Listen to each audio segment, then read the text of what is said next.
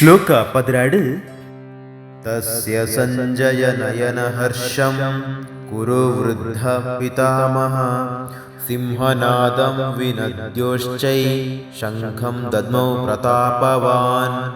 ರಡ್ಡು ಸೈನ್ಯಡ್ಲ ವೀರಶೂರ್ಯರ್ನ ಪರಿಚಯ ಮಲ್ತಿಬೊಕ್ಕ ಯುದ್ಧ ಮಲ್ಪೆರೆ ಶಂಖದ ಉದ್ಘೋಷಣ ಆಪುಂಡು.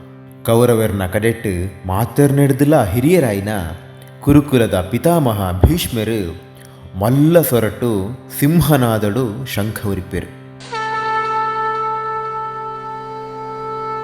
ಅಪಗ ದುರ್ಯೋಧನನ ಹೃದಯಗ ಖುಷಿಯಾದ ಒಂಜಿ ಮಲ್ಲ ಧೈರ್ಯ ಬತ್ತುಂಡು. ಯುದ್ಧ ಗೆಂದೊಡಂಡ ತನ್ನ ಪಕ್ಷಡು ಒಂಜಿ ಆರಾ ಕ್ರಿಯೇಟ್ ಮನ್ಪೊಡಾಪುಂಡು.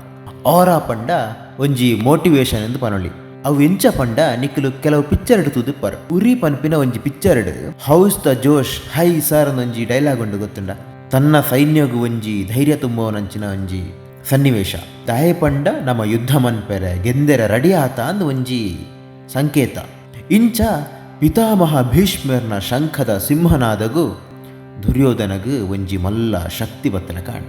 ಶ್ಲೋಕ 13 ತಥಾ ಶಂಖಶ್ಚ ಭೇರ್ಯಶ್ಚ ಪಣವಾನಕ ಗೋಮುಖ ಸಹಸ್ಯೈವಾಭ್ಯಹನ್ಯಂತ ಸಶಬ್ದ ಸ್ತುಮೋಲೋಭವತ್. ಶಂಖದ ಉದ್ಘೋಷಣೆ ಹಿಡಿದ ಬೊಕ್ಕ ನಗಾರಿ, ತಮಟೆ, ಢೋಲು, ಗೋಮುಖ ಇಂಚಿನ ಸುಮಾರು ಬಗೆತ ವಾದ್ಯಲನ ಶಬ್ದಲು ಶುರುವಾಂಡು.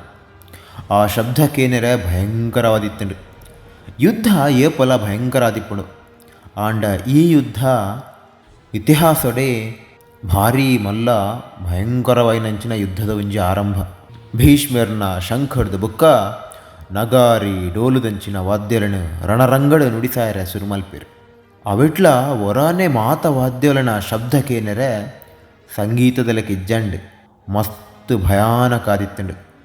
ಯುದ್ಧದ ಆರಂಭನೆ ಅಂಚಾತ.